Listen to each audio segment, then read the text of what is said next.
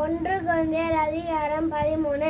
நான் மனுஷ பாஷைகளையும் தூதர் பாஷைகளையும் பேசினாலும் அன்பு எனக்கு இராட்டால் சத்தமிடுகிறேன். வெண்கலம் போலும் ஓசையிற கைத்தாளம் போலும் இருப்பேன். நான் தீர்க்கதரிசன வார்த்தை உடையனாந்து சகல ரகசியங்களும் சகல அறிவையும் அறிந்தாலும் மலைகளை பெயர்க்கத்தக்கதாக சகல விசுவாசமுள்ளவனாக இருந்தாலும் அன்பு எனக்கு இராட்டால் நான் ஒன்றுமில்லை.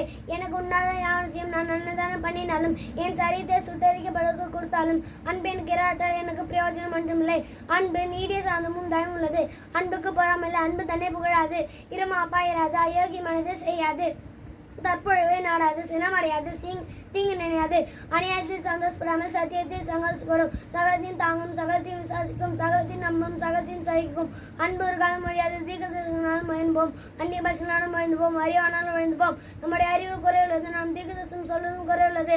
நிறைவாழ்ந்து வரும்போது குறைவாழ்ந்து வந்துபோம். நான் குழந்தையாக இருந்தபோது குழந்தையை போல பேசினேன், குழந்தை போல சிந்தித்தேன், குழந்தை போல யோசித்தேன். நான் புருஷனான போதோ குழந்தைகளுக்கு ஏற்றவர்களை வழிவிட்டேன். இப்போதோ கண்ணாடிலே நிலாட்டமாய் பார்க்கிறோம், அப்போது முகமுமாய் பார்ப்போம். இப்போது நான் குழந்தை அறிவுடன், அப்போது நான் அறியப்படுகிறபடி அறிந்து கொள்வேன். இப்போது விசுவாசம், நம்பிக்கை, அன்பு இம்மூன்றும் நிலைத்திருக்கிறது. இவைகளில் அன்பே பெரியது. ஆமென்.